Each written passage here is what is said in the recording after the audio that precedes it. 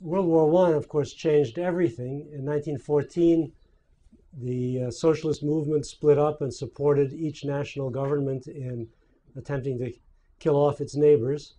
And a tremendous disaster struck. Tens of millions of people died in the war. Marcuse was a little young, but he was drafted at the end of the war and luckily did not have to go to the front. When the war finally did end and Germany essentially collapsed, there were socialist revolutions in parts of the country, and Marcuse, as a young socialist intellectual, participated in uniform. He was elected to the Soldiers' Council in Berlin, which was supposed to reconstitute the army as a people's army.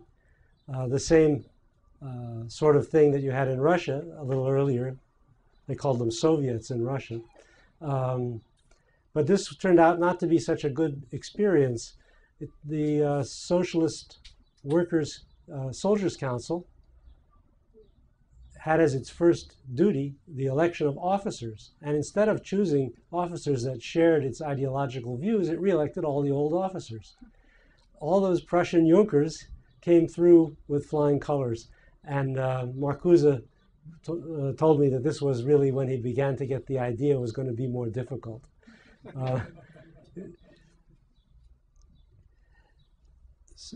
He didn't pursue his academic career immediately. He went into business with a partner. They had an antiquarian bookstore in Berlin, and he was involved in various sort of radical aesthetic movements and publications.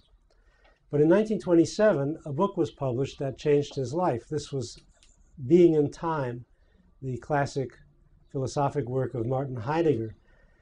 Heidegger was a German philosopher who is often considered one of the most important, perhaps the most important 20th century philosopher.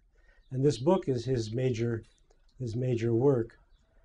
Marcuse read this book and got all excited and decided to go back to college. And he went to Freiburg and registered to do his a second doctorate, the way that things are in Germany. You do two, or you did two anyway in those days, with Heidegger. He was appointed as an assistant to Heidegger and attended all his seminars, and in fact kept such good transcripts of the seminars that his notes are used sometimes in the publication of Heidegger's early work. But he didn't exactly agree with Heidegger. There was a little gap there. Heidegger was one of the founders of 20th century existentialism. He believed that people made their own meanings, and they made the meanings of the world they were in. Meanings were not given by God or nature, but were something that people had to construct for themselves. But he also believed that most people don't engage very actively in this process, and he distinguished between merely conforming to the views of the mass and making an individual response, an authentic response. And he called this the difference between inauthenticity and authenticity.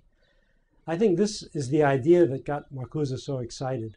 The reason is that the Marxism, which he had learned as a student and which had shaped his socialist views, lacked a theory of class consciousness, a theory of revolution. The assumption was that workers would see that their interests lay in making a socialist revolution, and so they would do so. But that's not very realistic. People don't make revolutions in order to pursue an economic interest. There has to be a much larger purpose in their risking their lives than economic interest. And somehow the Marxists of that time had just failed to think this through. And they ended up with very reformist ideas. Workers would end up winning the elections and so on. None of this was actually working right. And the cause of socialism seemed fairly hopeless. And what Heidegger helped Marcuse to think through was what could be the grounds for an individual deciding to make a revolution that would be an expression of the individuality of the individual and not simply of their desire for more money or more goods.